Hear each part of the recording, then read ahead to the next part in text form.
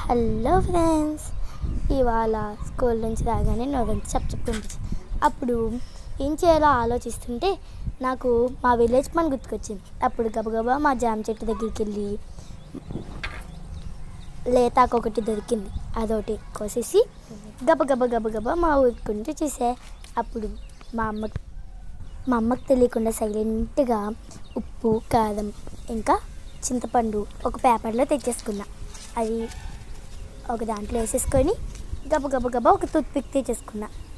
అది first of all ముందర చింతపండు తీసుకెళ్ళి మన తెచ్చుకున్న జామాకులో పెట్టుకోండి. తర్వాత ఉప్పు, కారం దాని మీద చల్లేసుకున్న తర్వాత దాన్ని విసిరేయండి. అదే తర్వాత దాన్ని ఆకుతో పాటు చుట్టండి.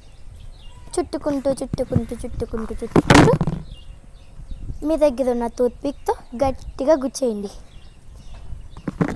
తర్వాత మీ అలా నానిపోతుంది. అలాగా మీ నోట్లో పెట్టేసుకోండి. తర్వాత నమలండి. చాలా చాలా చాలా బాగుంటుంది. మీ నోరంతా ఊరిపోతూ ఉంటుంది. పుల్లగా కారంగా చాలా బాగుంటుంది.